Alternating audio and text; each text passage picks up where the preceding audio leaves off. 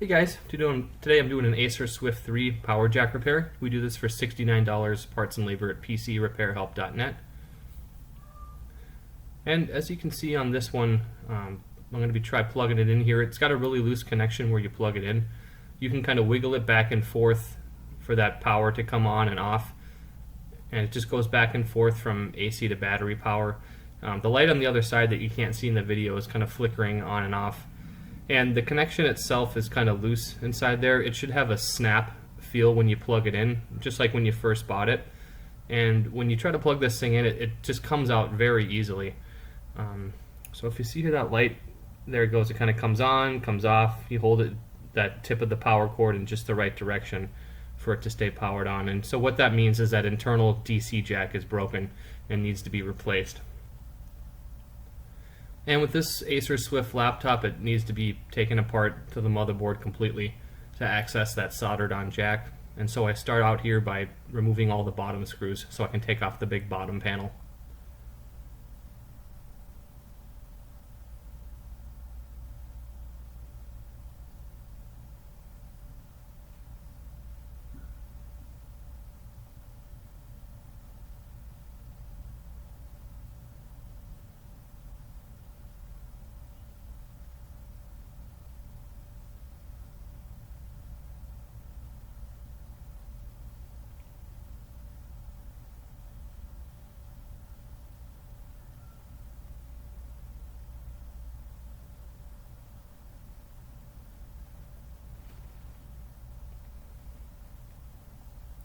And now that I've got all the screws removed, you can take a guitar pick or your favorite pry tool to get this thing, to get the bottom panel undone there. It's held in by some little tabs, so you just kind of run along that guitar pick or pry tool and that'll pop up the tabs so you can remove it. This one comes off pretty easily. And the next step on any laptop, and this Acer Swift is no different, you want to remove whatever's holding down the battery and then disconnect the battery itself. Sometimes these laptops, the whole battery needs to be removed. In this case, in the Acer Swift, it will need to be removed to access some of the little cables underneath. But the main key there is to make sure you get that battery disconnected so you don't accidentally turn it on while you're working on it or something. You want to cut all power to the laptop when you're taking it apart. And so this battery is held in by a couple screws. You just remove those screws and then the battery will come right off.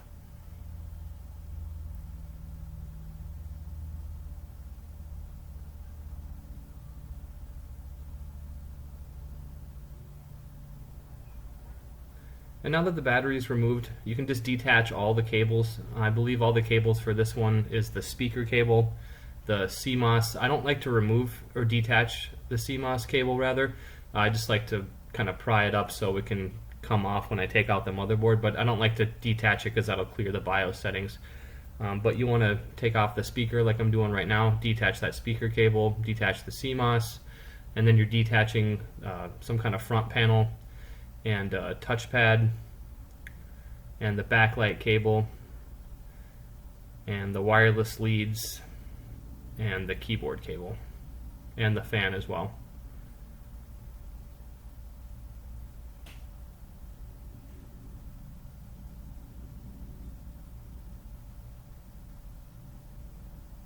And these cable connectors have a flip up, flip down connection usually. When you flip it up, it unlocks and you can pull out and remove that cable. And then when you want to put it back together, you put the cable back inside there and flip it back down in the lock position. Now the keyboard is kind of a tab where you pull on both sides and it will come out, but you don't want to completely remove that tab. You just want to have it come out just a little bit so that cable can be loosened. And the fan cable in this case, you just pry on both sides with even pressure. And then you can remove the fan after that cable's been detached. Then the next thing is you can take off the heatsink. I don't think this is absolutely necessary, but I'm going to redo the thermal paste on this one. So I like to take off the heatsink because I'm going to have to do it anyway.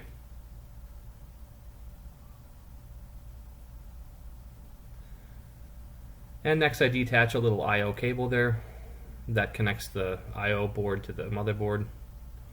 And I'm going to detach the LCD cable next. You just kind of want to put equal pressure on each side of that cable and then push out and it'll come off.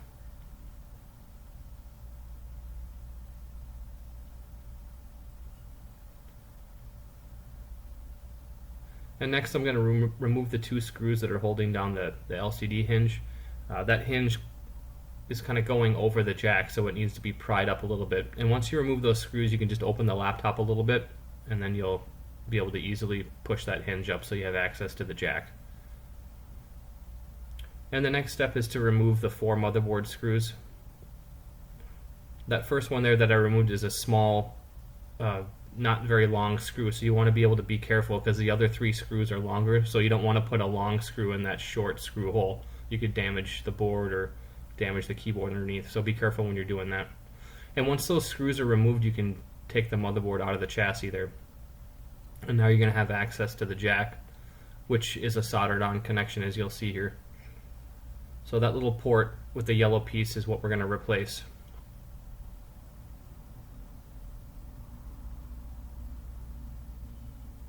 And there's nothing really too visibly wrong with it, but it's definitely bad with it going back and forth from AC to battery power. And this one has 5 little pins that need to be desoldered. And then this jack will be removed and we'll resolder a new one back on to restore that connection.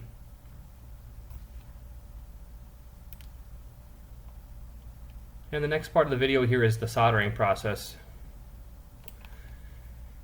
And with any laptop jack that I work on, I like to add some flux first. This is going to help loosen up that old existing solder on the board, and it'll just make everything a lot easier to remove when it comes time to it. So each little point there, I do a little squeeze of that flux. Nothing too much, but you can be kind of liberal with it. It doesn't make a huge difference. It's all going to get cleaned off anyway.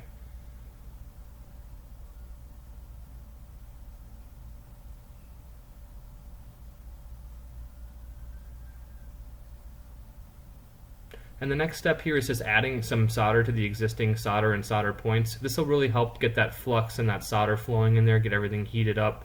If you don't add flux and you don't add solder, it's still possible to do the desoldering process, but this just makes it a lot easier and just help get everything flowing in there. And these solder points are really close together, and there's some other board level stuff right next to the jack, so you have to be really careful and try to have a steady hand when you're doing this.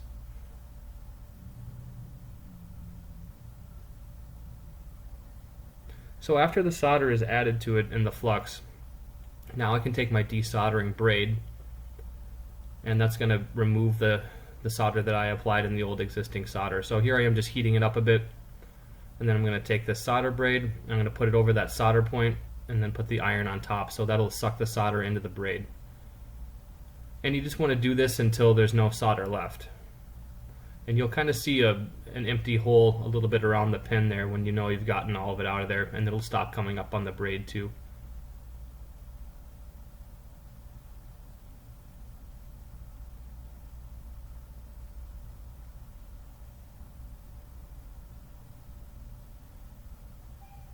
And it's really important to get some quality solder and solder braid and flux.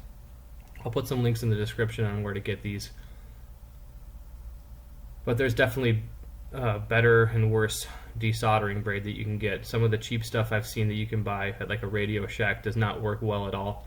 This company Chemtronics that I use, they make the best soldering braid I've ever used, and it's got some flux built into it as well, so that's also helpful.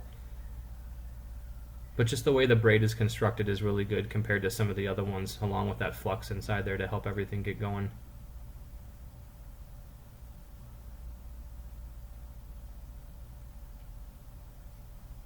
And I typically heat up my soldering iron. I use a Hakko, and I typically heat it up to about anywhere from 600 to 700 degrees Fahrenheit.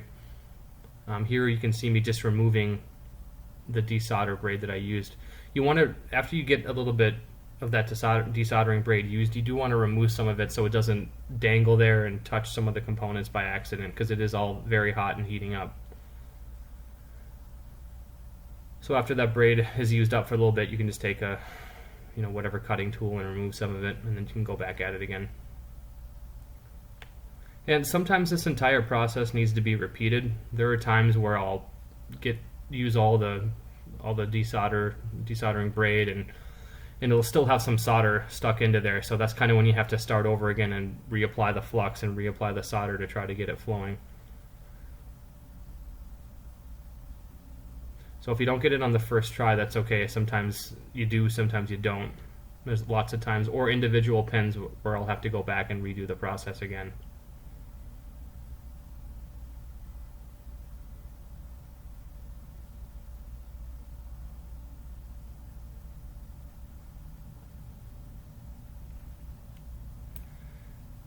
And most of the time too, I'll flip it over and I'll try to add some heat on the other side too. Sometimes there's some solder that's stuck on the other side that you just couldn't get to come through. So you can kind of attack it from the other position there and get some of that solder to come out on the other side.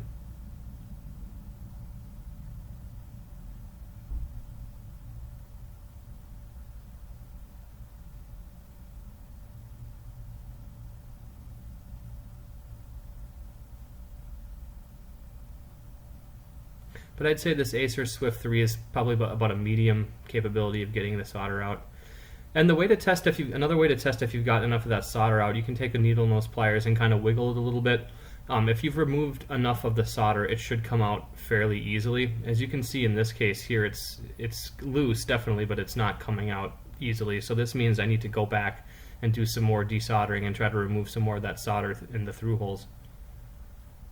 It should kind of almost just fall out when it's all properly desoldered. You don't want to pull it out if there's still solder inside those holes, because you could damage the hole and just damage that area.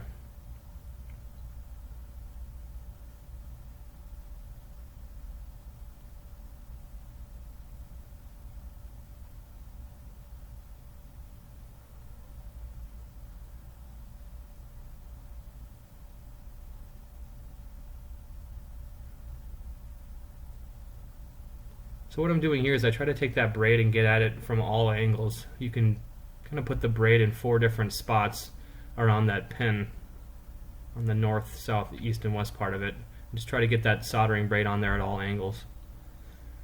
And as you can see here, that jack just kind of falls right out.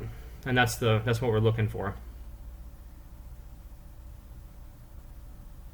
And sometimes I have to clean up the hole, but in this case, all the solder was gone completely from it. So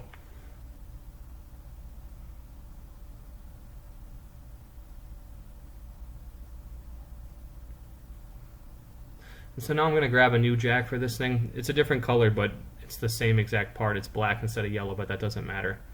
When I order these, sometimes they come in black, sometimes they come in yellow, but it makes no difference.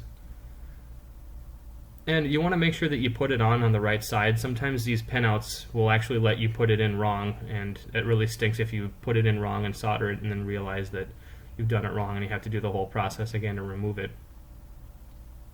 And I'm placing my little clippers there underneath it so that jack has something to hold it into place. If you just lay it flat on the ground, sometimes the jack can kind of work its way out because nothing's under it to keep it stabilized. So right there it's just restabilizing and making sure it's good. And I'm just adding some solder to each one of these points. There's still a bunch of flux on the board that's helping that solder flow into there. And if you don't have enough flux on there, you can add some at this point. But the solder is flowing out really nice inside those through holes, so it's not necessary in this case.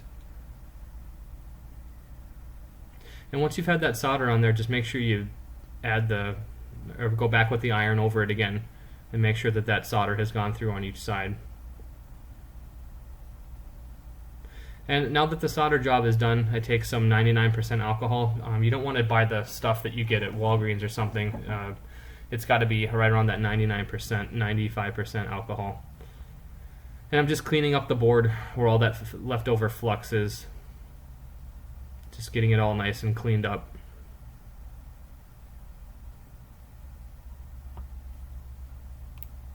Just want to remove any and all flux as you can. And so that's it. The jack's been replaced. The connection's good.